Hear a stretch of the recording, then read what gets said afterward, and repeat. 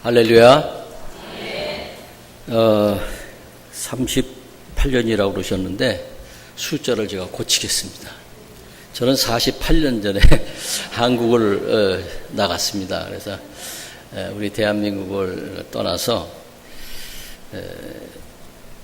미국에서 10년, 11년 있었고 또 브라질에서 총 38년을 있었습니다. 그래서 외국에 나간 지 25년 만에 한국을 들어왔는데 그때는 김포공항밖에 없었습니다. 김포공항밖에 없었는데 김포공항에서 이렇게 도시로 들어오니까 말씀 잘 안 들립니까? 네. 잘 들려요? 예, 감사합니다. 제가 입이 뻣뻣하고 혀가 둔해서 조금 발음이 안 좋을 수도 있습니다. 들어오는데 우리 아들이 자꾸 두리번 하는 거야. 두리번 하더니 아버지 이상해요. 뭐가 이상하냐? 왜 아버지 이름이 이렇게 많아요? 그래서 보니까 한우 정육점, 한우 전문점, 전부 다 한우예요. 그래서 제가 이렇게 대답을 했습니다. 너희 아버지가 워낙 유명해가지고 환영 플라카드를 써놓은 거라 그렇게 농담을 한 적이 있습니다. 제 이름을 잊어버리기 쉽지가 않습니다. 잘 외워두시고 혹시 길에서라도 만나면은 우리 반갑게 인사하는 그런 일이 있었으면 참 좋겠습니다. 오늘 기도하신 집사님이 제가 오늘 설교할 거 다 해버려가지고 제가 뭘 해야 할지 모르겠어요. 출애굽기를 그냥 처음부터 끝까지 다 하셔가지고 말이죠. 오늘 제가 사실 출애굽기를 좀 말씀드리려고 그랬는데 이 애굽을 탈출한 이스라엘 백성들은 홍해의 기적을 만끽했습니다. 출애굽기 하면 거기에 백미는 홍해가 갈라지는 겁니다. 그리고 홍해가 갈라지는 그 사이로 브라질이 아니라 이스라엘 백성들이 거기를 말이죠. 그냥 의기양양 해가지고 말이죠. 건너가고 또 그 뒤에 쫓아오는 애국 군사들이 물에 묻히는 이러한 광경을 한번 상상해 보면은 정말 신나는 달밤입니다. 낮에는 구름 기둥으로 밤에는 불 기둥으로 여호와의 보호를 받으면서 호호탕탕 가나안 땅으로 이스라엘 백성들이 전진하여 갔습니다. 40년 동안 광야 생활하는 동안에 만나와 메추라기로 배를 불려주시고 또 신발이 떨어지지 않는 그러한 기적과 함께 전진하던 이스라엘 백성들은 그럼에도 불구하고 작은 어려움이 생기고 그런 일이 생기면 모세를 원망하고 심지어는 하나님을 불평하는 일을 서슴지 않고 자행을 했습니다. 15장을 가면은 하나님의 은혜로 마라의 그 쓴물을 단물로 변해서 마시게 됩니다. 그리고 16장을 가면 만나와 메추라기를 먹으면서 잔뜩 배를 불린 후에 그리고 신광야에 들어갑니다. 신광야를 출발해서 르비딤이라는 곳에 이르렀는데 또 물이 없었어요. 여러분들이 이스라엘을 가보신 분은 알겠지만 진짜 허벌판에 낮에는 뜨겁고 말이죠. 밤은 춥고 또 광야를 가면은 먹을 것도 없고 입을 것도 없고 마실 것도 없고 또 없습니다.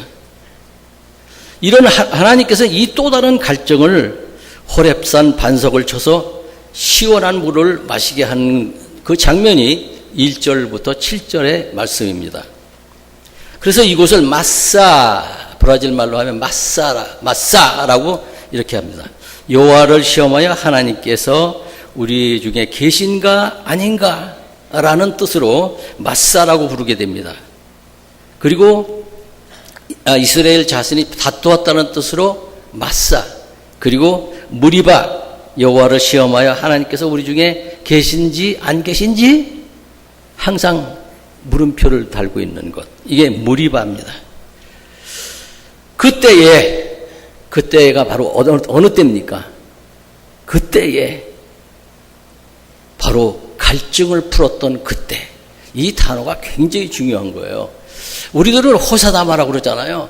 근데 말은 호사다마라고 하는데 실감들을 못해요.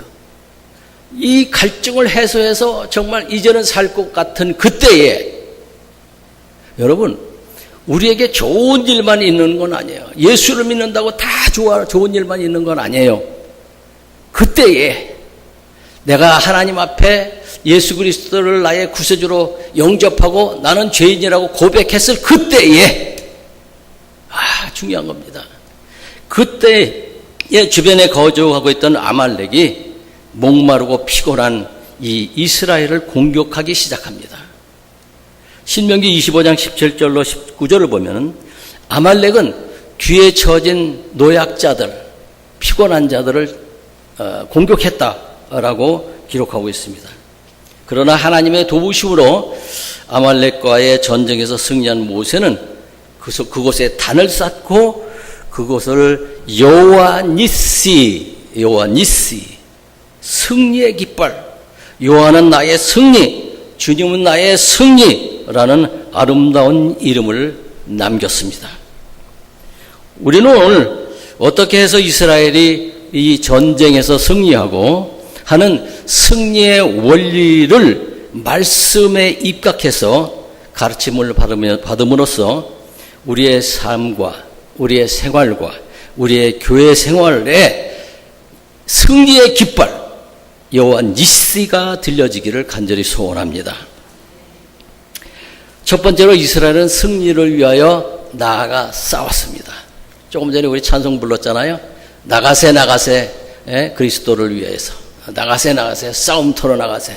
근데 실제로 싸우러 나가지는 않아요. 몸살입니다. 그렇죠? 모세는 여호수아에게 명령을 내립니다. 우리를 위하여 사람을 택하여 나아가 아말렉과 싸우라.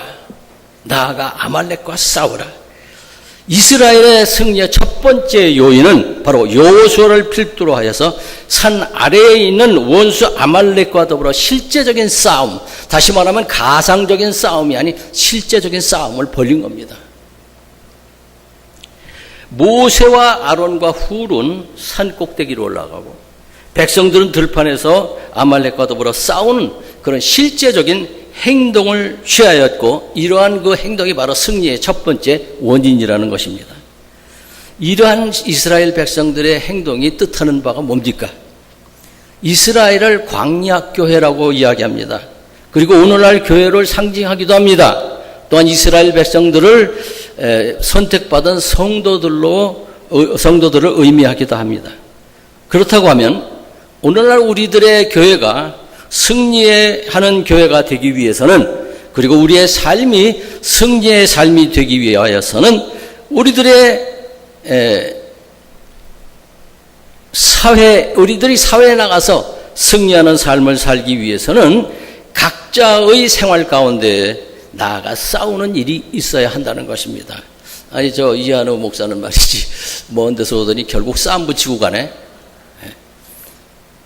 보통 우리들의 삶을 일반적으로 삶이라고 말합니다. 그러나 성도들의 신앙적인 삶은 믿음을 생활화하는 과정을 가지고 있는 삶입니다. 좀 다른 삶이에요. 그러한 삶이 있어야 참 그리스도인이라고 칭할 수가 있는 것입니다. 성경은 영혼이 없는 몸이 죽은 것과 같이 행함이 없는 믿음 그 자체가 죽은 것이라고 우리들에게 가르치고 있습니다. 오늘날 많은 교인들이, 또 많은 중직자들이 교회 안에서는 교인으로 보입니다.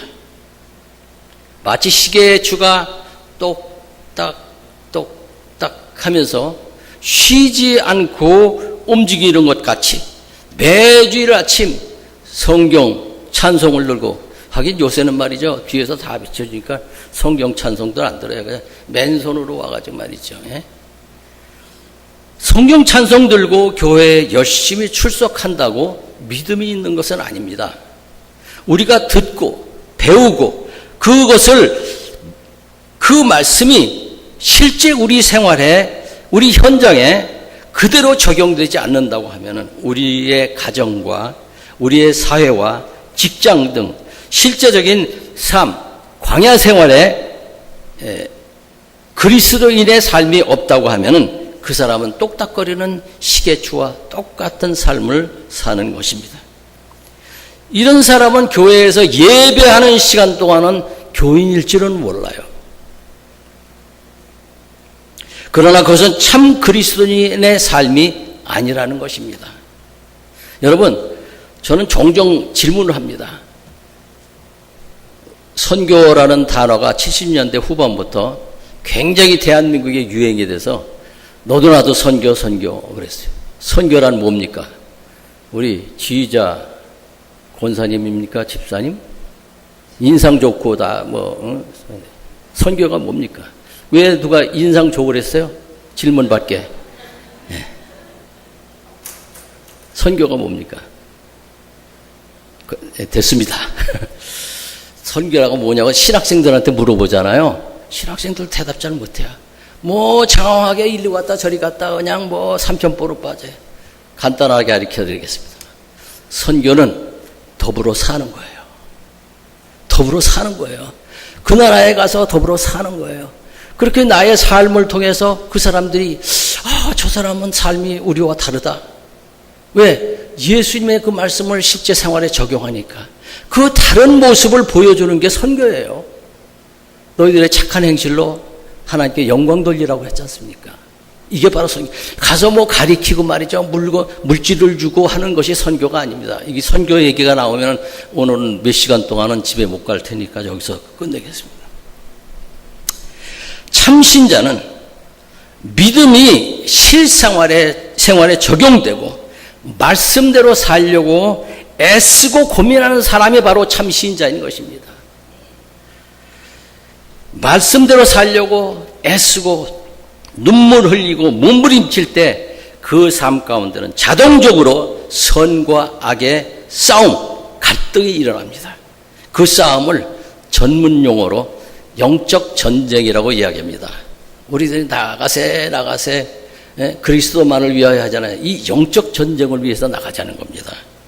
이스라엘에게는 아말렉이라고 하는 원수가 있어서 싸워서 나가 싸웠듯이 우리들에게는 진정 말씀대로 살려고 하는 자의 삶 가운데는 반드시 부딪히는 원수가 있어서 자연적으로 싸움이 있게 마련입니다. 그 세력이 죄의 세력이고 말씀대로 살지 못하게 하는 세상의 모든 여건들이고 심지어는 나 자신일 수도 있고 나의 고정관념일 수도 있고 세속주의일 수도 있고 인본주의일 수도 있고 그렇습니다. 우리의 신앙적 삶의 아말렉, 우리의 신앙적 삶의 원수가 되어서 믿는 우리들의 싸움의 대상이 될 수가 있다는 것입니다. 이 세상을 살아갈 때 죄의 원리와 사단의 원리와 일반적인 성경의 원리나 하나님의 원리와는 정반대입니다. 창세기에 보면은 나무의 실과는 먹지 말라. 내가 먹는 날에는 정령 죽으리라. 꽁세르 떼자게 보세바에 뭐해라.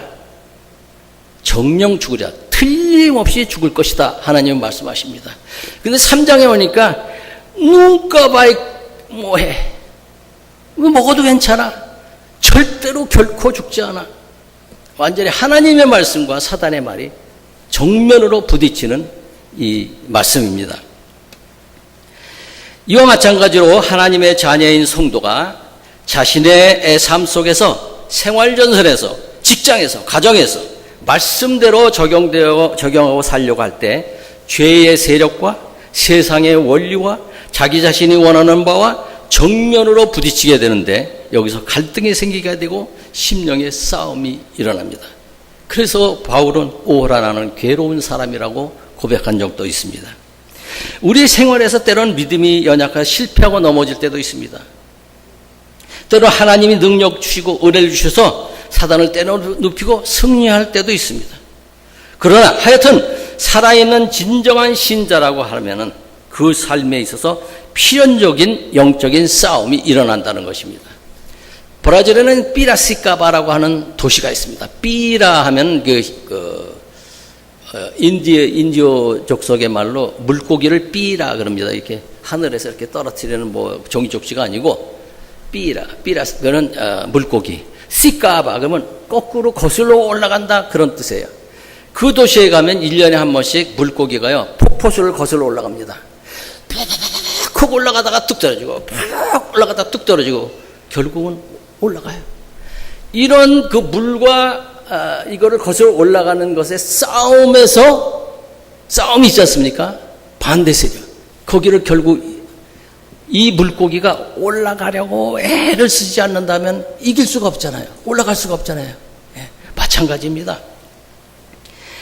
아무리 송사리라고 할지라도 물을 거슬러 올라갈 수 있습니다. 물을 거슬러 올라갈 때 물결과 부딪혀 싸우는 필연적인 물결과의 싸움이 있게 마련입니다. 이와 마찬가지로 우리의 삶 속에서 우리가 승리의 삶을 사느냐 혹은 못 사느냐 하는 것은 제2차적인 문제입니다. 1차적인 문제는 죽은 물고기가 물의 흐름대로 흘러가듯이 세상의 흐름에 자기의 영혼을 맡기느냐 아니면 말씀대로 살아보려고 애쓰고 고민하고 번뇌하고 고통하는 눈물을 흘림으로 산 아랫동네 우리의 삶의 현장에서 영적인 전쟁을 치르느냐 안 치르느냐의 차이입니다. 죽은 사람은 말을 할 수가 없어요. 죽은 사람은 고민도 없습니다. 죽은 사람은 눈물도 흘리지 않습니다. 죽은 사람은 감각이 없습니다. 그러므로 싸울 수도 없습니다. 아무런 감각 없이 신앙적인 고민도 없고 안타까움도 없는 사람은 영적으로 죽은 사람입니다. 산자만이 싸울 수가 있는 거예요. 신앙적인 산자만이 신앙적인 고민을 할 수가 있고 눈물 흘림이 있는 것입니다. 이러한 신앙적인 고민과 고통과 눈물 흘림과 영적인 싸움이 있는 가정, 그런 싸움이 있는 교회, 그런 싸움이 있는 사회는 승리하게 되고 싸움이 없이는 승리가 있을 수가 없다는 것입니다. 이 승리를 위하여 영적 전쟁을 치르고 있는 우리들 아닙니까? 주일 후 일주일 동안 내 삶의 현장에서 죄와의 싸움이 있고 세상과의 싸움이 있고 부조리와 싸우고 자신과의 싸움이 있고 그리고 고민하고 눈물 흘림이 있을 때 우리는 여호와 니시 승리의 깃발을 들고 기쁨에 찬 모습으로 다시 만날 수가 있는 것입니다. 두 번째로 이스라엘의 승리에는 끊임없는 영적 경각이 있었습니다. 끊임없는 영적인 각성이 있었습니다. 여호수아에게 나아가 싸우라고 명령한 모세는 하나님의 지팡이를 손에 잡고 아론과 홀을 데리고 산 꼭대기로 올라갑니다. 여기서 모세는 기이한 동작 3가지를 합니다. 첫 번째 동작이 바로 지팡이를 잡은 겁니다. 이 지팡이가 무엇이냐 하면은 바로 미디안 광야에서 40년 동안 양을 치던 그 지팡이입니다. 하나님의 호렙산 떨기 나무 앞에서 모세에게 사명을 주실 때 하나님의 능력과 영적 지도력의 상징으로 허락하신 바로 그 지팡이입니다.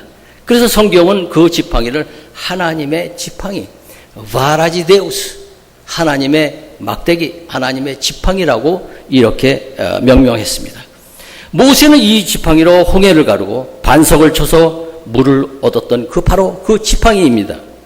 그러므로 이 지팡이는 영적 지도력에 대한 상징이고 하나님의 능력의 상징인 것입니다. 모세가 지팡이를 높이 들었다는 것은 영적 지도력을 행사하고 하나님의 능력을 행사하겠다고 하는 뜻으로 해석할 수가 있습니다. 두 번째, 모세는 이상한 또 행동을 합니다. 산 꼭대기로 올라갑니다. 아니, 백성들은 나가서 싸우라고 밑으로 보내놓고 모세하고 아론과 훌은 자기만 살라고 올라갔을까요? 아니죠. 이 산 꼭대기는 신앙적으로 아주 중요한 사건들이 많이 일어난 것입니다. 아브라함은 모레아산에서 그의 아들 이삭을 바칠 때 믿음의 조상이라고 하는 그런 칭호를 받게 됩니다. 모세는 호렙산에서 사명을 받고 시내산에서 십계명을 받습니다. 엘리야는 갈멜산에서 바알의 선지자들과 850대 1로 싸워서 승리를 하고 또 그 대결에서 불이 내려오는 기도의 응답을 받은 사실이 있습니다. 예수님은 변화산에서 하늘의 음성을 듣고 그 형체가 변화되는 그런 사건도 있었습니다. 이를 통해서 볼 때 성경에서 산을 가리킨다는 것은 하나님과 인간이 만나는 곳, 영적인 특별한 경험을 하는 곳, 신앙적인 중요한 사건이 일어난 곳으로 이해할 수가 있습니다. 그러므로 모세가 산으로 올라갔다는 말은 하나님과 더불어 특별한 사건을 일으키고 하나님의 능력, 영적 지도력을 행사하는 영적으로 높은 수준에 올라갔다고 해석할 수가 있습니다. 산 꼭대기에 섰다는 말은 신령한 영적 통찰력을 이야기합니다. 여러분, 이제 여기서 앞으로 저희 학교에 오셔서 보시면 아시겠지만은 저희 학교는 들어가자마자 사무실과 또 부엌과 식당과 뭐 그런 것들이 있습니다. 그리고 위층은 게스트룸, 뭐 한 20명씩 잘 수 있는 게스트룸이 있고요. 그 다음에 쫙 건너편 한 100m 넘은 건너편에는 강의실들이 있어요. 1층, 2층, 3층, 4층으로 되어 있는데 4층이 저희 사택입니다. 근데 사택이 4층이라고 하지만 한 높이가 20m쯤 높아요. 왜냐하면 건물 한 층마다 한 5m씩 높이 지었습니다. 그런데 우리 집사람은요, 그 4층 꼭대기, 20m 꼭대기에서 있으면서 내려오지 않아도 다 알아요. 왜 그런지 아세요? 거기서 이 유리창이 그냥 우린 그 통유리인데, 불꽃 같은 눈으로 아래를 내려봅니다. 딱 하면 훑어보면, 저 이 목사가 말이야, 지금 손에 뭐를 들고 나간다. 예? 곡괭이 들고 나가는 거 보니까 뭐 또 작업하려나 보다. 망치 들고 나가니까 뭐 또 부셔진 게 있나 보다. 불꽃 같은 눈으로 다 쳐다봐요. 높이 있으면요, 다 보여요. 다 보여. 모세가 산 꼭대기에 올라갔다는 말은 산 아래의 전쟁의 모습을 보기 위한 것입니다. 산 꼭대기에서 자기 군대가 밀고 있는지를 환히 볼 수 있듯이, 우리 집사람이 이해하는 목사가 말이야, 무슨 목장으로 어디를 뭘 가는지 다 알듯이, 손바닥에 뭘 들고 있는지를 다 알듯이, 영적인 지도자는 양떼들의 신앙 상태를 다 환히 내다볼 수 있는 영적인 통찰력을 가지고 있어야 합니다. 영적인 지도력을 담당하는 하나님의 사람이 영적인 지도력을 행사할 수 있는 높은 영적 수준에 올라가 있어야 하고, 목사들은 성도를 두루 살필 수 있는 수준에 올라가 있어요. 성도들의 삶을 두루두루 자세히 살펴야 하는 것입니다. 뿐만 아닙니다. 성도들은 이 사회의 영적 수준을 두루두루 자세히 살펴야 합니다. 이 사회를 지도해 나가는 사람들이 우리들이에요. 우리들은 각자의 삶의 현장에서 주위의 많은 사람들의 영적 지도를 맡은 청지기들입니다. 그러므로 우리들의 삶의 현장에서 신령한 영적인 통찰력과 높은 영적 수준을 가지고 우리들의 주위에 좋은 영향력을 행사하여서 세상 사람들에게 하나님을 만나게 해야 할 의무가 우리들에게 있다는 것입니다. 행여나 옳지 못한 행실과 말로 오히려 하나님을 욕되게 하고 우리가 다니고 있는 주님의 몸된 교회가 비방받고 손가락질을 당하지 아니하도록 각별히 언행 심사에 주의해야 합니다. 손을 높이 들었다고 그랬습니다. 성경에서 팔을 드는 동작은 기도를 의미합니다. 그래서 바리새인들이 길거리에서도 기도 시간이 되면 손을 들고 기도했다는 것이 성경에 기록되어 있습니다. 이런 영적 지도력을 행사하는 자가 기도 가운데 깨어 있어야 한다는 교훈을 우리에게 줍니다. 지도자가 허구한 날 영적인 잠이나 자고 육적인 잠이나 잔다면 사단은 즉시 그곳에 손을 집어넣고 휘젓게 되고 그곳은 삽시간에 수라장이 되고 말 것입니다. 제 친구는 지금 70이 훨씬 넘은 친구인데 70대 중반의 친구가 하루에 10시간이 안 자면은 머리가 아프대요. 뭐 전혀 감각이 없으세요? 하루에 10시간 안 자면 머리가 아프대요. 그런데 이 사람은 내가 보는데 평생을 잘 살지를 못해요. 평생을 잘 살지를 못해요. 우리가요, 영적인 잠을 그렇게 자면요, 평생을 그냥 그 상태로 있는 거예요. 우리의 신앙은 더 잘하질 않아요. 지도자는 영적 지도력이 잠을 자지 않도록 항상 깨어 있어야 합니다. 영적인 경각의 팔을 높이 들고 끊임없는 기도 생활로 우리에게 주어진 시간을 이어갈 때 하나님과 더욱더 가까워지고 하나님의 음성을 듣게 되고 하나님의 비전을 알게 되고 여호와 니시 승리의 깃발을 높이 들 수 있는 것입니다. 세 번째, 이스라엘에게는 승리를 위한 조력자들이 있었음을 우리는 간과해서는 안 됩니다. 모세의 지도력이 약화되지 아니하도록 옆에서 받쳐주는 사람들이 있었다는 것입니다. 우리 한국말에도 독불장군 없다고 그러잖아요. 모세의 손에 올라가면 이스라엘이 이겼고 내려오면 아말렉이 이겼다고 11절에 기록하고 있습니다. 그런데 모세도 사람이에요. 하루 종일 어떻게 손을 들고 있어요? 우리 국민학교 때 말이야, 버릇을 때요, 손 들고 있어. 조금 더 잘못한 애들은 의자 들고 손 들고 있어요. 예? 저는 의자 들고 손 들고 있어 본 적은 상상에 맡기겠습니다. 모세도 사람이에요. 그래서 손을 들고 있으니까 조금 있으니까 팔이 아프기 시작합니다. 점점 내려오는 거예요. 이스라엘이 또 자요. 또 올려요. 또 내려와. 그러나 이스라엘에게는 아론과 훌이라고 하는 훌륭한 조력자가 있었다고 성경은 기록합니다. 그들은 돌을 가져다가 모세를 앉게 하고 모세의 팔이 내려오지 않도록 붙들고 있었다. 여기서 조금 우리가 좀 생각할 필요가 있어요. 제가 브라질어로 좀 말하겠습니다. 그들은 또마랑 우마 빼드라. 그건 한국말로 하면은 돌을 가져다가 그러니까 그냥 별거 아닌 것 같이 생각되냐. 또마랑 우마 빼드라. 그러니까 사람이 앉을 정도의 바위면은 가로 50, 세로 50, 높이 50 정도는 됐을 거 아닙니까? 그거 들 수 있어요? 못 들어요. 그런데 그 두 사람이 그거를 그냥 한번 상상을 해보세요. 낑낑대고 했어요. 저 같으면 이렇게 했을 겁니다. 모세요, 저기 돌이 있으니까 거기 가서 앉으시죠. 예? 거기 가서 바위 깨지는 소리예요, 이게. 예. 저기 가서 앉으시죠. 아마 그랬을 거예요. 머리를 좀 써가지고. 그런데 그렇게 하지 않았어요.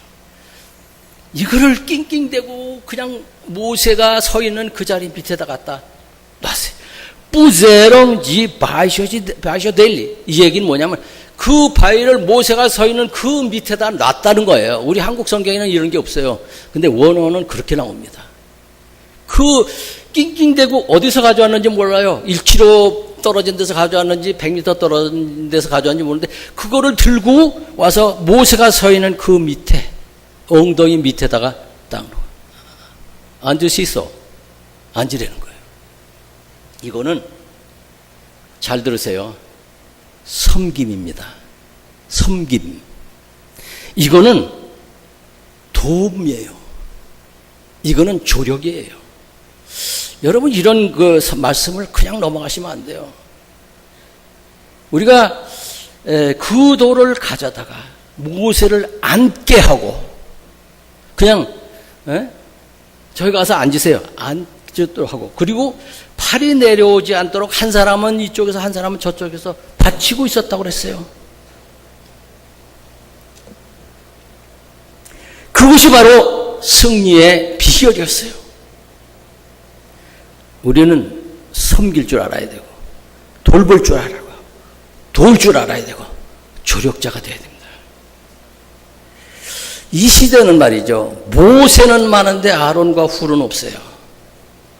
이 시대는 모세가 되려고 하는 사람들은 많은데 아론과 훌이 되려는 사람들은 한 사람도 없습니다.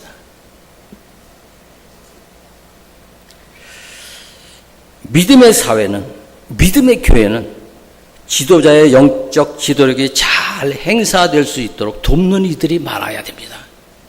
조력자들이 많아야 돼요. 섬기는 자들이 많아야 돼요. 목사들이 말이죠, 그걸 대접을 받고 싶어서 하는 얘기가 아니에요. 저는 브라질에서 28년을 현지인들을 섬기면서 한 번도 생활비를 받아본 적이 없어요. 그러니까 나는 섬김을 받아보질 않았어요. 내가 섬겼지. 화장실 청소도 다 해요. 그런 사람이니까 나는 자신 있게 얘기할 수 있어요. 그걸 받고 싶어서 하는 얘기가 아니에요. 성경에 그렇게 얘기하고 있어요. 네? 섬겨야 돼요. 그리고 도와야 돼요. 조력자가 돼야 돼요. 기도로 도와야 되고, 사도 바울도 복음의 비밀을 담대히 전할 수 있도록 기도해 달라고 가는 곳마다 부탁한 사실이 있습니다. 나는 여러분들에게 오늘 묻습니다. 여러분들은 주님의 몸된 교회를 위해서 얼마나 눈물을 흘렸습니까? 담임 목사를 위해서 얼마나 기도했습니까? 그리고 이 안양의 복음화를 위해서, 대한민국의 복음화를 위해서 얼마나 많은 시간과 물질과 정성을 들였습니까? 혹시 기도 대신 불평하고 불만을 털어놓고 비난과 판단을 앞세우진 않았습니까?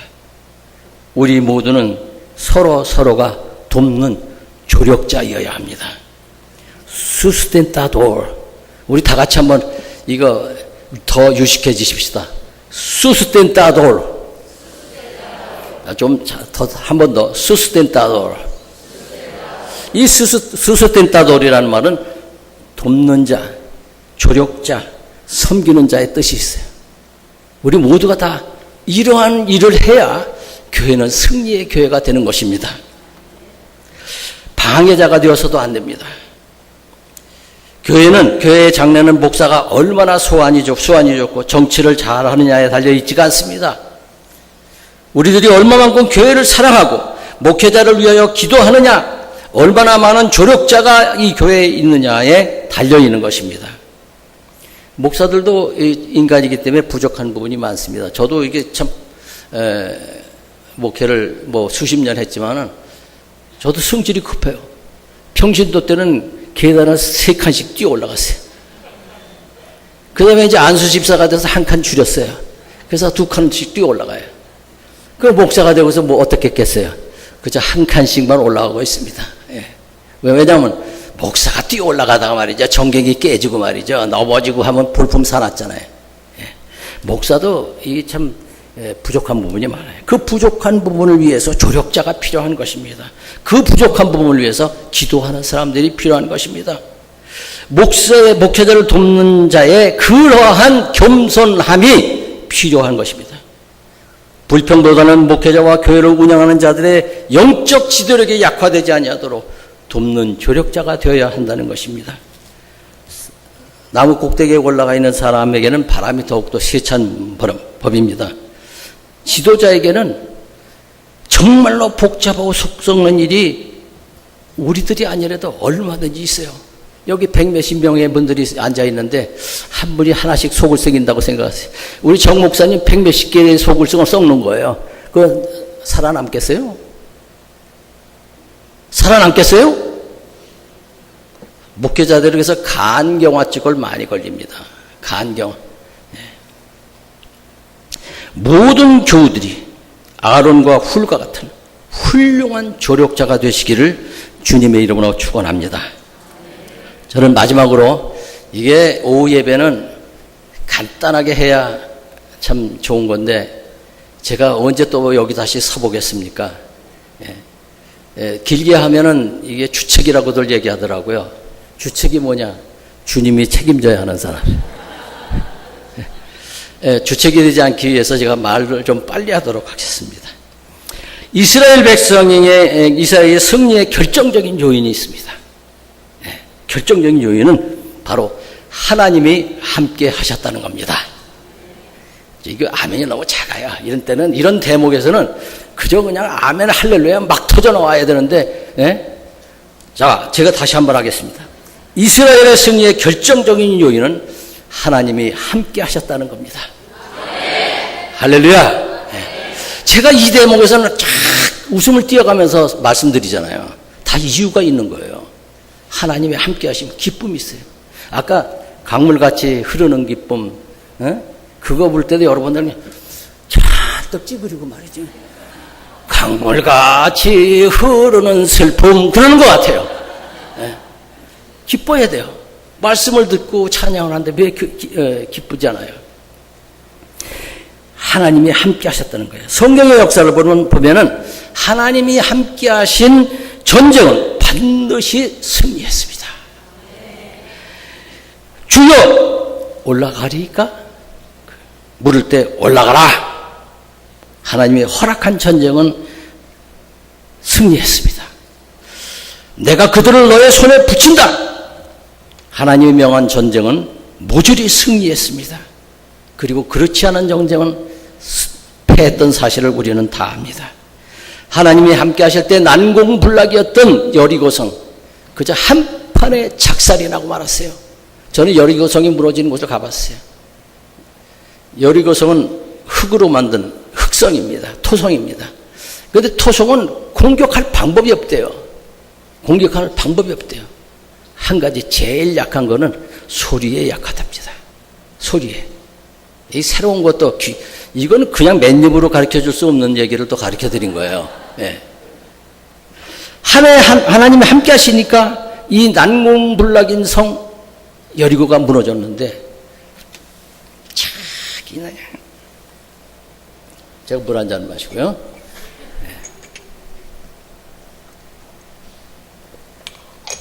그 조그만 쥐똥만한 성 아이, 그저 아이도 넘어뜨릴 수 있다고 해서 아이성이에요.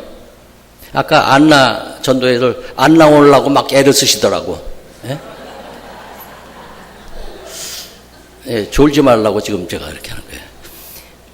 아이성, 아이도 무너뜨릴 수 있는 이 아이성에서는 이스라엘이 졌지 않습니까?